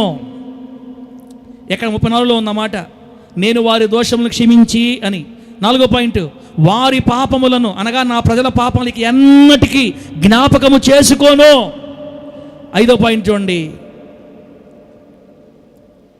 అల్పులేమి ఘనులేమి అందరూ నన్ను ఎరుగుదురు అని అక్కడ రాయబడింది కదా, అక్కడ రాయబడింది. ఇదే కొత్త నిబంధన, ఇదే కొత్త నిబంధన. ఏందా అది కొత్త నిబంధన అంటున్నారు దాన్ని? అదేముందాడా అన్నారు కదా, ఆడ చాలా ఉంది, అక్కడ చాలా ఉంది బిడ్డ. ఇప్పుడు మీరు ఎగిరి గంతేస్తారు చూడండి, ఎగిరి గంతేస్తారు. ఇప్పుడు నేను ఇదే వాక్యాన్ని కొత్త నిబంధనలో పౌలు గారు ఉటంకించి మాట్లాడతాడు హెబ్రీ పత్రికలో. చూడండి ఇదే వాక్యాన్ని, ఇదే లేఖనాన్ని. హెబ్రీ పత్రిక 10వ అధ్యాయం తీయండి, హెబ్రీ పత్రిక 10వ అధ్యాయం. అప్పుడు మీకు పాయింట్లు పెడతా, రాసుకుందరు. అప్పుడే పెట్టబాక మనవా, మళ్ళీ నన్ను పడుచుకోరా. హెబ్రీ పత్రిక 10వ అధ్యాయం 16వ వచనం నుంచి అదేముందంటే చూడండి, ఎలాగనగా ఆ దినములైన తరువాత నేను వారితో చేయబోవు నిబంధన ఇదే. కొత్త నిబంధన ఏంది? నా ధర్మ విధులను వారి హృదయమునందుంచి వారి మనస్సు మీద వాటిని వ్రాయుదును. ఇది ఫస్ట్ పాయింట్. తర్వాత రెండో పాయింట్, వారి పాపములను వారి అక్రమములను ఇక ఎన్నటికీ జ్ఞాపకం చేసుకోను.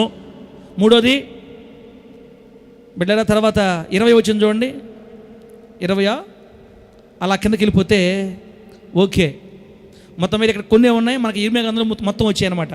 అదే వాక్యాన్ని ఇక్కడ పౌలు గారు ప్రస్తావిస్తున్నారు కొత్త నిబంధన గురించి.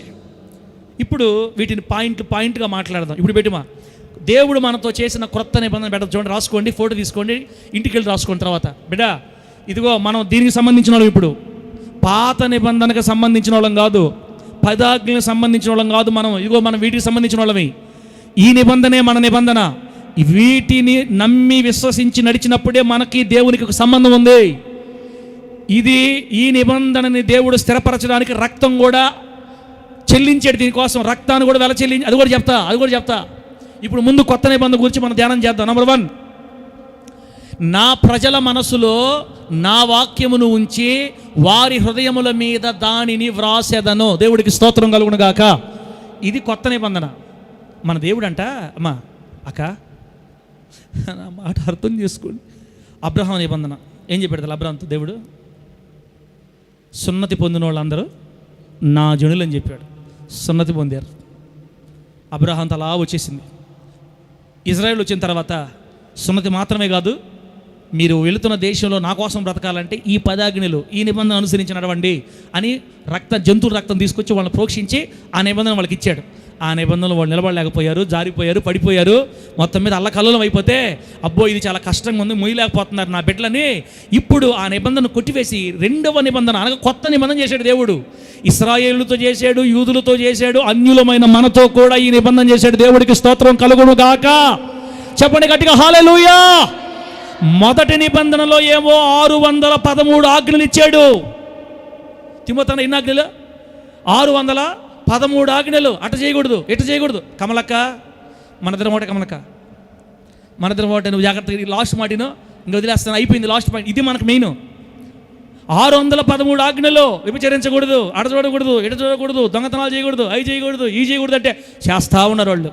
ఒరే చెయ్యొద్దురా, మేము చేయలేక ఉన్నాం, చేయకూడదనే ఉంది కానీ చెయ్యకుండా ఆగలేకపోతున్నావు ఓ దేవా అని వాళ్ళు గందరగోళాలు అయిపోతే, అటు చూడకూడదురా, ఇటు చూడకూడదురా, అది మా వల్ల కావట్లా. ఇక లాస్ట్కి ఆలోచించి నా బిడ్డలు ఇట్లా నేను మొయ్యలేని భారాలు పెడితే వాళ్ళని ఏం చేస్తారు? నా నోటితోనే కదా నేను అనింది, ఈ పండు తినుదినమున నిశ్చయముగా నీవు, చెప్పండమ్మా, ఈ పండు తినుదినమున నిశ్చయముగా నీవు చచ్చెదవు అని చెప్పాడు దేవుడు కదా. ఆయన వాక్కు శక్తి కలిగిన వాక్ కదా. ఎప్పుడైతే ఆ మాట చచ్చెదవు అన్నాడో, పండు తినగానే మనం సత్యం. దేంట్లో సత్యం? పాపమును చెయ్యకూడదు అని తీర్మానించుకుంటామే, ఆ విషయంలో సత్యమే కాదు. ఇక పాపం మన మీద దాడి చేసి నువ్వేంద్ర చేసి ఉండేదని చెప్పి, నువ్వేంద్ర పెద్ద చేయకుండా ఉండేదని అది మనల్ని లొంగ తీసుకుంటుంది. సత్యం, ఆత్మలో సత్యం. మనం దేవుని మాట అక్షరాల నెరవేరి మనం ఆత్మలో చచ్చిపోయాం ఆ రోజు. ఇక ఆయనకు అర్థమైపోయింది, నేనే వాళ్ళని చంపేసి, పాపమును జయించే విధానం లేకుండా నేనే వాళ్ళని చంపి వాళ్ళకి మీద పాపాన్ని పురుకొల్పితిని, మళ్ళీ అది చేయకూడదు ఇది చేయకూడదని వాళ్ళ మీద భారాలు పెడితేనే వాళ్ళు నిలబడలేకపోయారు. ఇప్పుడు అలా కాదు. ఇదిగో ఈ రెండో నిబంధనలో, ఈ క్రొత్త నిబంధనలో ఈ క్రొత్త నిబంధనలో ఇక వాళ్ళు చేయకూడదు, మీరు చేయకూడదు, అది చేయకూడదు, ఇవన్నీ కాదు. ఇంకా నేనే నా బిడ్డల హృదయాలలో నా వాక్యమును ఉంచి నేనే వాళ్ళ హృదయాల మీద వాక్యాన్ని వ్రాస్తాను. చప్పట్లు కొడితే మంచిది. యేసయ్య కొట్టు కొట్టు కొట్టు కొట్టు కొట్టు. దేవుని నామానికి మహిమ కలుగునుగాక. హల్లెలూయా. వాళ్ళకేమో అది చేయొద్దు ఇది చేయొద్దు అన్నాడు, మనకంటున్నాడు నేనే మీ హృదయాల మీద వాక్యం రాస్తా. నేనే hosanna I command out in the name of Jesus Christ. బయటిరా అమ్మా, నా కంటికి దొరక తప్పి పడినంత వరకే చూసన్నమ్మా తెల్ల, దొరికితే ఇక ఏమి లేదు, చల్లగా లాగుతుంది. మేము ఎందుకు ఉండేది ఇక్కడ? మలక ఎక్సలెంట్ మలక, వెళ్ళిపోయి లోపలికి రా, బయటికి రా. మళ్ళకతో పెద్ద ఇబ్బంది లేదే పాప, చెప్పిన మా అక్క అర్థం కదా, అక్కన పాపం రెస్ట్ తీసుకొని ఇంట్లో. ఏందమ్మా, దేవుడు ఏం చేస్తాడు? మనల్ని ఏం చేస్తాడంట? మన హృదయాల మీద వాక్యాన్ని రాస్తాడంట. మన హృదయంలో దేవుడు ధర్మ విధులు ఉంచుతాడంట. అంటే ఇంక మనము అది ఏందో. ఇప్పుడు మీరు చూడండి, చదువులో ఉన్నారు ఇక్కడ, అక్కయ్య నీకు గుర్తున్న వాక్యం చెప్పేదని చెప్పన్నాం అనుకో, బైబిల్ చెప్పరు కానీ వాళ్ళు దేవుడు నియమాలు చెప్తారు. మనం ఇట్లా ఉండాలి పాస్టర్ గారు, అట్లా ఉండకూడదని చెప్పాడు దేవుడు, ఇలా ఉండకూడదని చెప్పాడు. అడుగుడి మీకు ఇవ్వబడును, వెదకుడి మీకు దొరుకుడు, తట్టుడి మీకు తీబుడు రాయబడిన పాస్టర్ గారు వాక్యం చదువుదా మనిషికి. అయినా వాక్యం చెప్తుంటుంది. ఎక్కడ ఇద్దరు ముగ్గురు కూడి నా నామమున ప్రార్థన చేసి అక్కడ నేను వారి మధ్యన, అది వాక్యం.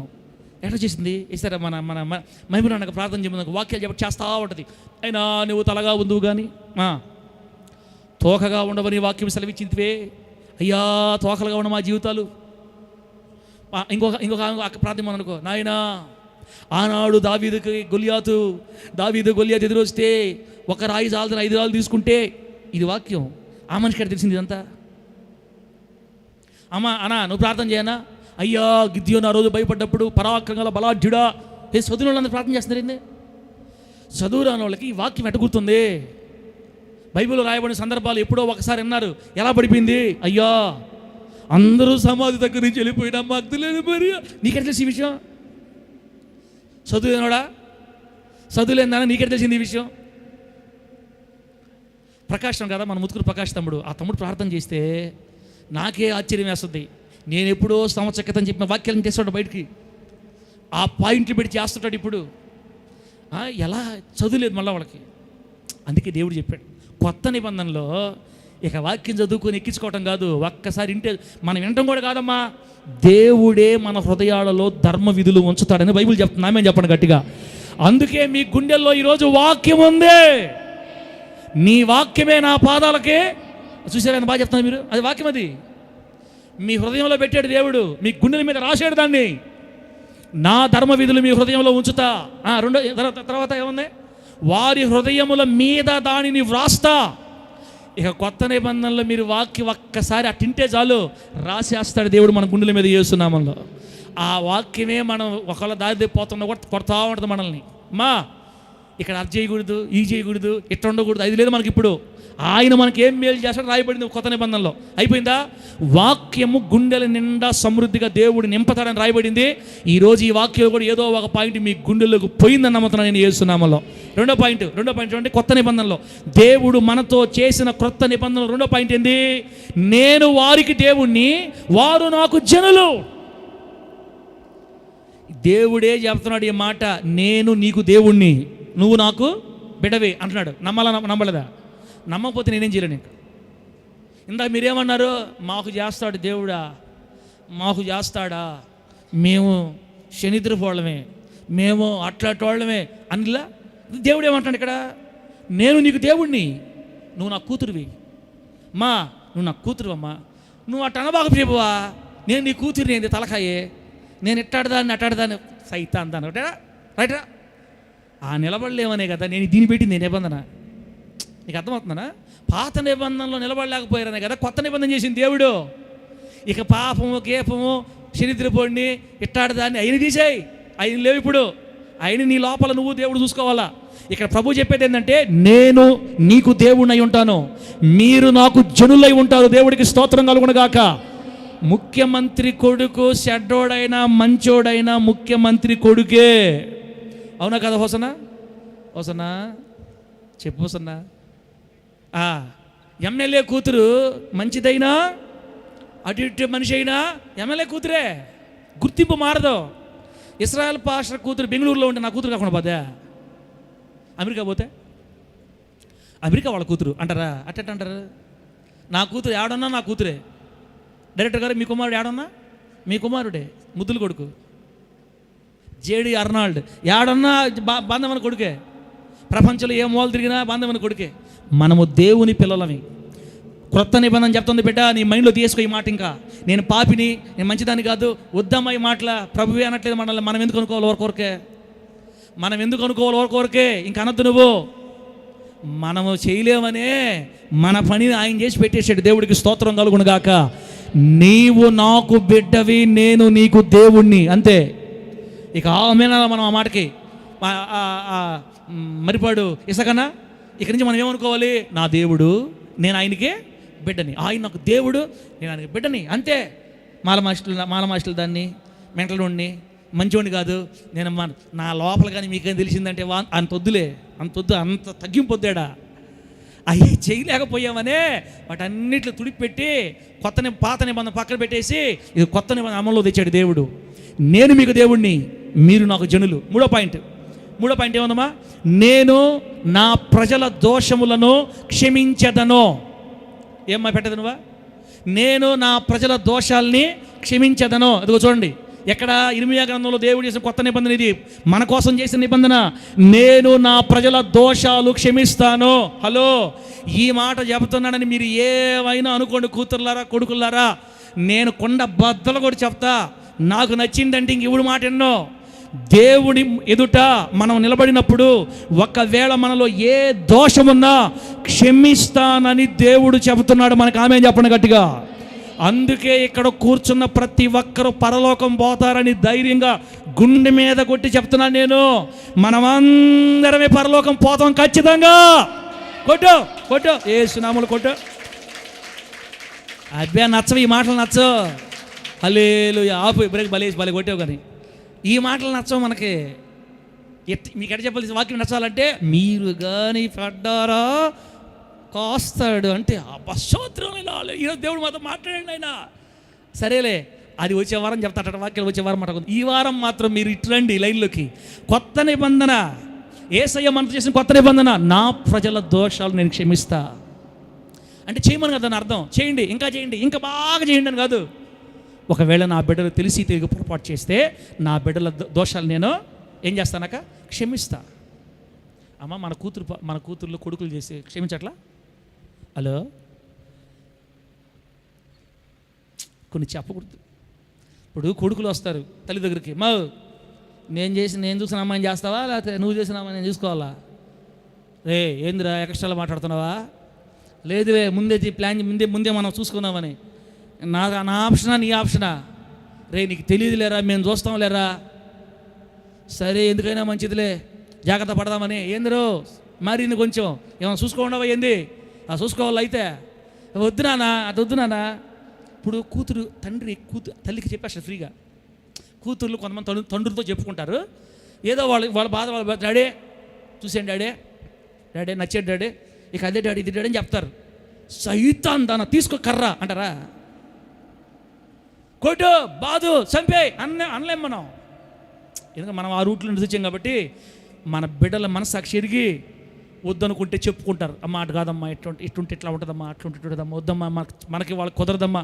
అయ్యా బాబు, నాయనా బాబు, నువ్వు చూసిన వాళ్ళు కొండ మీద ఉన్నారు, మనం చూస్తే కింద, మనకు చెట్టు కాదు అమ్మ, నీకెందుకు, నేను చూసుకుంటా, నువ్వేం చూసేది ఉండరా స్వామి అని పిల్లలకి ఎంత బాగా చెప్పుకుంటారు. పొరపాటు చేసినప్పుడు, తప్పటడుగులు వేసినప్పుడు, చెడిపోయిన పరిస్థితులకు వచ్చినప్పుడు బిడ్డని ఎంత జాగ్రత్తగా డీల్ చేస్తారో యేసయ్య చెప్తున్నాడు అక్కడ, నా బిడ్డల దోషాలు నేను క్షమిస్తా. దేవుడికి స్తోత్రం కలుగును గాక. యేసయ్య క్షమించలేని పాపం అంటూ భూమి మీద ఇంకొకటి లేనే లేదు. ఒకవేళ పొరపాటును జారిన పరిస్థితులు ఇక్కడికి వస్తే, ఏదైనా భయంకరమైన వాటిలో ఊబిలో కూరుకుపోయి ఉంటే, నా ప్రభువైన యేసయ్య మీ అందరితో చెప్తున్నాడు, మనము కొత్త నిబంధనలో ఉన్న జనులమి, మనము దేవుని నిబంధన జనులమే కనుక మన ప్రభు మన దోషములన్నిటినీ క్షమిస్తాడు, క్షమించాడు. దేవుడికి స్తోత్రం కలుగును గాక. దేవుడు క్షమించేవాడని గుర్తుపెట్టుకోండి. అప్పుడు మీకు ధైర్యం వస్తుంది దేవుడి దగ్గర రావడానికి. అంతే కదన్నా, నా దేవుడి దగ్గర పోతే క్షమిస్తాడో కొడతాడో. సార్ కనపడ్డామంటే అట్ట అనుకోబల్లే. సార్ ఒకవేళ ఇంతకుముందు చెప్పేవాళ్ళే వాక్యాలు ఇప్పుడు చెప్తున్నాడా? ఏనా ఇస్రాయల్ పాష ఒక పేరు ఉండేది వెసనం. పాత రోజుల్లో ఇస్రాయల్ పాష ఒక పేరు ఉండేది. రే ఏ ఊరితో అన్నా ఏమని అనొచ్చు, కానీ సార్తో మాత్రం మనము ఈ వారంగా అన్నామంటే వచ్చే వారం వాక్యాలు అంతా ఉంటుంది అనేవాళ్ళు. ఆ పేరు పోయేళ్ళకి ఎంత టైం పట్టింది. ఎందుకు చేస్తాం మనము? అప్పుడంటే 24 సంవత్సరాల వయసు కాబట్టి గుర్రం భలే ఫాస్ట్గా పోయింది. ఇప్పుడు అంతా బాధ్యతలు వచ్చిల్లా. నా బిడ్డల పొరుగు నేను చేసి పెట్టుకోవాలా? నేను చెప్పను. ఇప్పుడు నా ప్రేమ వచ్చిల్లా, ప్రేమాస్వరూపి మన మధ్యలో వల్ల ఆయన నీతో ఏం చెప్తున్నాడంటే, నీ దోషాలు కూడా నేను క్షమిస్తా. బిడ్డ, నేను నిన్ను క్షమిస్తున్నాను. నువ్వు ఏ పరిస్థితి నా దగ్గర రా. నిన్నే సినిమా చూసావా? నువ్వు రావాయ నా దగ్గరికి, రైట్రా. సినిమా చూసా రాలేకపోతున్నావా? రారా, నేను క్షమిస్తాట్రా. ఇంకా చూడాలని లేదు ప్రభు నాకు, అది పో, క్షమించేసి పో, వెళ్ళిపో. మళ్ళా పోయావా, మళ్ళా పడిపోయావు. నాయన నా లాంటి దుష్టుడు బతకూడదు, రైట్రా. చూసావా సినిమా? చూశాను ప్రభు. ఇంకా చూడాలనే ఉంది. చూడాలని ఉందా? చూసిపో. చూసి 4 పెరుగులు పెరిగితే ఇదేంది ప్రభు, సినిమాలు చూస్తే ఇట్లా సంపదాలు పడుతున్నాయి. అదే కదరా నేను చెప్పింది. సినిమాలు చూసే వాళ్ళు సమాధానం ఉండలేరా? ఆ తర్వాత పొడుగులు రాలుతాయిరా. ప్రభు పొళ్ళు రాలుతున్నాయి కాబట్టి ఇక నాకు వద్దా? అయితే వచ్చి ఇక్కడ చాలురా. నీదేనమ్మా? అదే సార్, అదే ప్రభు, నాదే, నా బాధ ఊరికి చెప్పుకోకూడదు, నీవు అక్కడికే తెలుసు. ఎందుకు ఈ మధ్య నా మైండ్ రకరకాల మారిపోతుంది. సర్లేమ్మా, ఇప్పుడు మారుతావా? మారాలని ఇప్పుడైతే లేదు. సరిపో, చూసుకోరాపో. మారాలని ఇప్పుడు లేకపోతే అక్కడ చూసుకోరాపో. ఊరంతా తెలిసిపోయి గందగోళం అయిపోయి కదా, మొత్తం కంపు కొట్టిపోతే, ప్రభా ఆ రోజే చెప్పావు నాకు, నువ్వు నీ మాట నేను ఇప్పుడేందమ్మా, ఇప్పుడేమైనా మారుతావా? ఇంకేమైనా మళ్ళీ చేయాలనుకుంటున్నావా? ఇంకొద్దున ఆయన అవుతారా వచ్చి ఆయన ఇప్పుడు దాకా నేను పనికిమాలిన పనులు చేస్తే నన్ను కూడా నువ్వు పిలుస్తున్నావు ఎందుకు తండ్రి? నేను నా బిడ్డల దోషాలు క్షమించేవాడిని రా. ఆయన మొత్తం కడిగి, నువ్వు ఎప్పుడు ఆయన దగ్గరకు వచ్చినా కూడా నాకు బిడ్డ, నేను ఈ మాటలు నాకు చెప్తున్నా, నాకు ఏడుపు వచ్చేస్తుంది నిజం చెప్పాలంటే. ఆయన ప్రేమను మనం అలా అర్థం చేసుకోవాలి. నేను నా బిడ్డలతో ఎలా డీల్ చేస్తానో అంతకంటే కొన్ని కోట్ల రెట్లు ఎక్కువగా యేసయ్య మనతో డీల్ చేస్తాడు. మనం ఎవరమో తెలుసా? కొత్త నిబంధన ప్రజలవి. ఆమేన్ చెప్పండి, గట్టి చెప్పండి, హల్లెలూయా. ఏ ప్రజలు మనము? కొత్త నిబంధన ప్రజలమి. ఆయన నిబంధనలో ఉన్నాం. మనం చేసిన పాపాలకి శిక్ష వచ్చే పని అయితే యారికి ఎంతోమంది లేచిపోవాలి. ఇక్కడ నాకెందుకో నచ్చట్లా, ఇక్కడ నాకు నచ్చట్లేదా? ఏందమ్మా ఏం చేస్తావు? ఆడకు పోవాలనిపిస్తుంది, పోతావా? పో. ఆడపోయిన తర్వాత కొన్ని దెబ్బలు తగిలి గందరగోళం అయిపోయి, ప్రభువా అయ్యా ఏమన్నా నీ దగ్గర రావచ్చా? నా ముఖం నీకు చూపించవచ్చా? రా బిడ్డ రా. ఎవరు చెప్పేది? ఎవరు అవుతున్నారు? రా, నువ్వు నాకు కావాలమ్మా, ఎదురు చూస్తా ఉన్నా నీ కోసం అని మరలా మనల్ని కడిగి శుద్ధి చేసి, అప్పటిదాకా చేసిన దోషమంతా కడిగి హక్కును చేర్చుకునే ప్రేమ గల తండ్రి మనం ఆరాధిస్తున్నాం. దేవుని స్తోత్రం కలుగును గాక. మన దేవుడు మన దోషాలని ఏం చేస్తాడు? క్షమిస్తాడు. 4వ పాయింట్, ఇంక ప్రార్థన చేస్తే బిడ్డ అయిపోయింది, ఇంక చెప్పను. దేవుని చిత్తం అయితే వచ్చే వారం మాట్లాడదాం, లేకపోతే వేరే వాక్యాలకు వెళ్ళిపోదాం. ఇదే నేను మీకు చెప్పాలనుకుంది. 4వ పాయింట్ ఏముందంటే, నా ప్రజల పాపాలని ఇక ఎన్నటికీ జ్ఞాపకము చేసుకోను. అబ్బా ఈ మాట నాకు చాలా ఇష్టమమ్మా. నేను నా ప్రజల పాపాలని ఇక జ్ఞాపకమో. నేను నా సొంత మాట చెప్తున్నానా, కొత్త నిబంధన చెప్తున్నానా? కొత్త నిబంధన చెప్తున్నా. దీవెనక్క, మీకు నచ్చకపోతే నేనేం చేయలేను. దీవెనక్క, మీరు పాత నిబంధన మనుషులు, ఈరోజు ఈ దిగుల్లో నువ్వు ఉన్నావంటే కారణం ఏంటో తెలుసా? ఆ రోజు నువ్వు చేసిన దానికి అనుభవిస్తున్నావు అంటే అప్పుడు చూసా, మన వాళ్ళకి అట్ట కావాలా కొంతమందికి. అట్లాంటి వాక్యం వచ్చే వారం చెప్తా, దేవుడి స్తోత్రం కలుగును గాక. ఈ వారం మాత్రం ఇది తీసుకోండి మైండ్లోకి. ప్రభు చెప్తున్నాడు, నా ప్రజల పాపాలని నేను ఇక జ్ఞాపకము చేసుకుని. అబ్బా అబ్బా ఎంత ప్రేమ! ఇది పాత నిబంధన, కొత్త నిబంధన.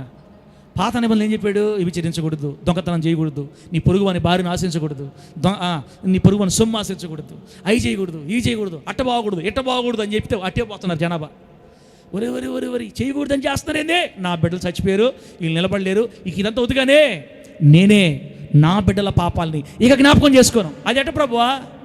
రే, పాపం చేసి నువ్వు సమాధానం ఉండలేవు కదా, వచ్చి ఏడ్చావు కదా, నన్ను క్షమించమని అడిగావు కదా, నీ పాపాలన్నీ ఎత్తిన వెనకేసేస్తా అంతే. ఇంకా నువ్వు ఎప్పుడైతే నా దగ్గరకు వస్తావో, నా వైపు తిరిగి నా పాదాల దగ్గరకు వస్తావో, అంతవరకు నువ్వు చేసిన నీ గలీజ్ అంతా తీసి నా వీపు వెనక వేసి సముద్ర దిగంతాల్లో పడేస్తా. ఇక మీదట నీ పాపాన్ని నేను జ్ఞాపకము చేసుకోను అని చెప్పాడు దేవుడు. దేవుడికి స్తోత్రం కలుగును గాక. హల్లెలూయా. ఒక్కసారి యేసయ్య దగ్గర మనం కనుక మన పాపాన్ని ఒప్పుకుంటే సచ్చేదాకా మళ్ళా దేవుడు ఆ పాపాన్ని జ్ఞాపకం చేసుకొనే మనమే జ్ఞాపకం చేసుకుంటుంటాం. వచ్చి పోయిన సంవత్సరంలో ప్రభువా, పోయిన సంవత్సరంలో కూడా ఇట్లాగే నీకు మాట ఇచ్చే నేను ఎన్ని బాధలు పడి, ఎందుకయ్యండి నీకు ఎవరు గుర్తు చేసుకోమని చెప్పాను నిన్ను? ఎవరు గుర్తు చేసుకోమన్నా?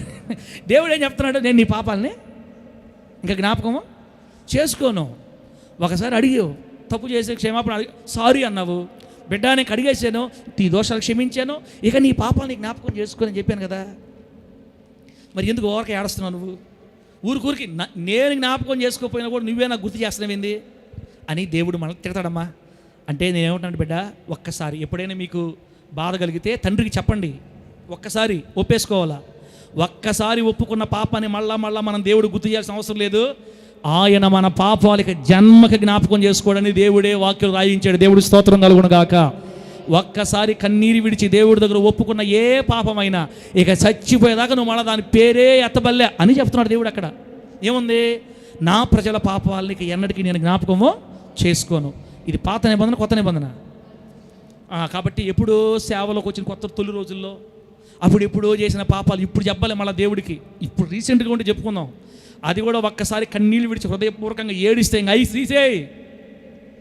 నీ తండ్రమ్మ అయినా నీ దేవుడమ్మ నా దేవుడు. ఇది దేవుడు అంటే, ఇది దేవుడికి సత్తా, ఇది దేవుడికి లక్షణాలు. ఎలా ఉండాలి దేవుడు అంటే? నా ప్రజల దోషాలు నేను క్షమిస్తా, నా ప్రజల పాపాలకి ఎన్నటికీ జ్ఞాపకం చేసుకోను. ఒక్కసారి నా దగ్గర వచ్చి క్షమాపణ అడిగితే ఇక ఎప్పటికీ. ఇంకో మాట చెప్పమంటారా? మనం పాపంలో పడకముందు ఎంత నీతిమంతులుగా ఉండేవాళ్ళమో మరలా దేవుడు మనల్ని ఆ రోజు నుంచి నీతిమంతులుగా చూడడం స్టార్ట్ చేస్తాడంట. దేవుడికి స్తోత్రం కలుగును గాక. గట్టిగా చెప్పండి హల్లెలూయా. శనివారం వరకు నేను ఎంత మంచి భక్తి చేశానో, శనివారం బోల్తా పడింది బండి, మళ్ళీ కన్నీళ్ళు వీడికి క్షమాపణ అడిగాను అనుకోండి, శనివారం నేను పడకముందు ఎంత నీతిమంతులుగా ఉన్నానో ఆ మెట్టులోకి వెళ్ళి నన్ను నిలబెట్టి నన్ను అదే నీతిమంతులుగా దేవుడు చూస్తాడని కొత్త నిబంధన చెబుతుంది. నమ్మిన మీ ఇష్టం, నమ్మకపోయినా మీ ఇష్టం. లాస్ట్ మాట చెప్తున్నాను, లాస్ట్ మాట పెట్టారా? లాస్ట్ మాట పెట్టమా. నిజదేవుడు యెహోవాయే అని చెప్పకుండానే నిజదేవుడు యేసుక్రీస్తు, ఆయన నమ్ముకోండి, యేసుక్రీస్తు నిజమైన దేవుడు, యెహోవా నిజమైన దేవుడు అని చెప్పకుండానే అల్పులేమి గనులేమి అందరూ నన్ను తెలుసుకొందురు అని దేవుడే చెప్పాడు.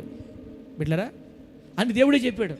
ఇదిగో ఈ ఒక్క మాటలో నుంచి మీకు కొత్త వాక్యం చెప్తా. వచ్చే వారం నుంచి దేవుని చిత్తమైతే అమ్మా సువార్తలు చేస్తున్నారు, కరపత్రికలు పంచుతున్నారు, సభలు పెడుతున్నారు, గందరగోళం చేస్తున్నాం మనం. నువ్వు ఎన్నైనా చేసుకో, దేవుడు ఒక వ్యక్తిని ఆకర్షించకపోతే ఆ వ్యక్తి దేవుడి దగ్గర రాడు. అదే కొత్త నిబంధన చెప్తుంది. మీరు నిజమైన దేవుడు ఈయనే అని చెప్పకుండానే అల్పులేమి గనులేమి అందరూ నన్ను తెలుసుకుంటారు.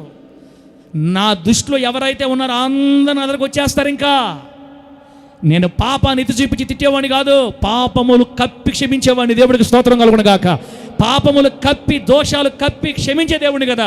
ఇక అందరు నా దగ్గరకు వస్తారు. పాత నిబంధనలో ఇడ చేయకూడదు, ఆడ చేయకూడదు, తిట్టా, ఎవరు రాళ్ళు నా దగ్గరికి.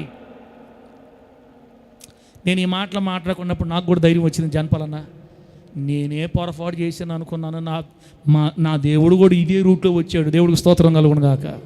ఏంది? ఫస్ట్ పాత నిబంధన ఇచ్చాడా? అడ చూడకూడదు, ఇట చూడ, ఈ చేయకూడదు, అయి చేయకూడదు, అయి చేయకూడదు, ఈ చేయకూడదు అన్నాడా?